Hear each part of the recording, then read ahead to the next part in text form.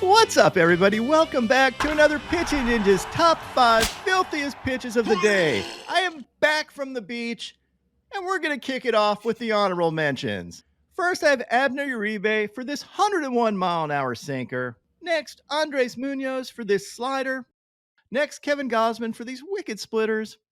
And lastly, George Kirby for picking up 9 Ks yesterday in 6 1/3 scoreless innings. And of course, he had no walks. Did you know he leads all-time, Will, in strikeout to walk ratio? I knew a year or two ago he was ahead by a mile, so I figured he probably was still in pole position. He is. My top 5 filthiest pitches of the day yesterday at number 5, Bryan Abreu, who is not an all-star for some reason, but he did have this filth, these sliders and fastballs, and picked up a sword. Next, Chase Burns for picking up this sword that got a Pitching Ninja shout-out. Sword. That's right. Look at you, Pitching Ninja terms. Rob would be so proud. I mean, that is a total sword. That is the ultimate sword. Yes, I would love this call. You did a great job. He had 7 Ks in 4 2/3 innings, giving up 1 run on 2 hits, and fixed whatever problems he was having before in the last outing. Was he tipping? I don't know, he might have been. At number 3, Tarik Skubal for being absolutely brilliant yet again. Picked up this sword, had these wicked changeups, these sliders, these heaters that he painted. He had 10 strikeouts in 7 innings, giving up 3 hits and no runs. He's had 18 starts this year, Will. You know how many walks he's given up? I'm going 18. 14. 14 walks in 18 starts. He's insane. So good, and he will be an all-star. As will our number 2 on the list, Zack Wheeler, who pitched an absolute gem. I mean, you just don't pitch better than this, to be honest. He had 12 strikeouts in a complete game, giving up only 1 hit, and that 1 hit was a home run. So it doesn't count. He basically threw a perfect game. He had these sweepers, these heaters, just a crazy good outing from Zack Wheeler, and he is right there in the Cy Young race right now. It's between him and our number 1 filthiest pitch of the day, the man known as Paul Skenes. Paul Skenes was outstanding again yesterday. He had this 95-mile-an-hour splinker that is absolutely disgusting. This is one of the filthiest splinkers I think he's ever thrown. This thing just drops off like it's pulled by a magnet. I did this overlay of a 98-mile-an-hour fastball with that 98-mile-an-hour splinker. This is unhittable. I mean, what do? This man is unscore-upon-able, and he still can't win. In his last 13 games, he has a 1.72 ERA. You know how many wins he has, Will? You know how many wins he has? He has 1 win, Will. 13 times this season, he's given up 1 run or no earned runs, and he only has 4 wins. 4 wins, Will.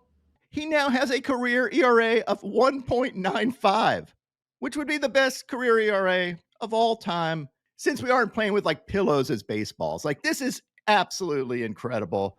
He is going to be in the All-Star game with Zack Wheeler and Tarik Skubal. And I can't wait to see Paul Skenes again, because I feel like we give him jointly, Will, as much run support as the Pirates do.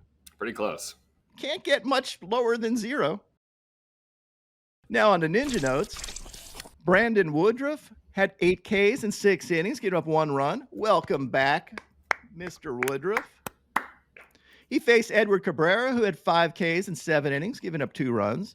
Trevor Rogers, who's been outstanding lately, had 6 Ks in 6 2/3 scoreless innings. His ERA, 1.57. He faced Grant Holmes, who had 5 Ks in 6 innings, giving up 2 runs. Garrett Crochet, another all-star, had this sweeper and had 7 Ks in 5 innings, giving up 2 runs. Michael Lorenzen had 7 Ks in 7 scoreless innings, giving up 2 hits. Emmett Sheehan, not to be confused with Ed Sheeran, had 7 Ks in 7 scoreless innings, giving up 2 hits. Joe Ryan, who in my mind should be an all-star, had 8 Ks in 6 innings, giving up 2 runs. His ERA now, 2.76. He faced Joe Boyle, who was the bulk guy yesterday, who had 7 Ks in 5 innings, giving up no earned runs. Matthew Boyd picked up a Dolly Parton, going 5 scoreless innings with 9 Ks. And he is an all-star.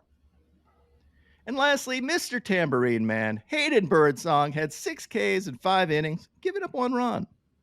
Ninja, we're starting things off today, putting the D in Don corner, because Cody Bellinger had this shoestring snatch, an absolute hose to mow down Lindor. It's a great play by the former MVP, and more absolute hoses to come later in the program. I mean, that's a hell of a good throw from somebody who's perpetually stoned. Absolutely. But next we're headed to the Twin Cities, where Harry Bader pimped this pinch hit, game-tying 2-run jack in the 8th. Sadly, the Twins got abused right after this and lost the game, but pinch hit homers really get me going, Ninja. But next, we're headed over to Philly, where Bryson Stott spanked it in the bank with his game-winning 2-run shot in the 8th. But he was only outdone by Trey Sweeney, who gets the dong of the day for this 10th inning 3-run nuke to spin on Chief Wahoo's grave and hand the Guardians their 10th straight loss. But Mr. Sweeney, Apo Taco, dong of the day. And now, my pitching ninja moment of zen. You might remember a few weeks ago, I featured O'Neill Cruz in one of the laziest plays you will ever see. Well, it is time for redemption for O'Neill Cruz, who threw this absolute missile at 105.2 miles an hour, the second fastest throw ever measured by StatCast. And it was absolutely perfect. You cannot do this any better. Getting the out here at home plate. Yes, he should have slid, but you know what? Nobody expects a ball to be coming in at 105.2 miles an hour on the frickin' money. Well done, O'Neill Cruz. My picks of the day today are 3-leg parlay. I'm going to start out with Shane Baz for 5 Ks or more, then take Yoshinobu Yamamoto for 6 Ks or more, and top it off with Jacob deGrom for 7 Ks or more. And then I'm going to add in my 30% profit boost from FanDuel. What would your picks of the day be?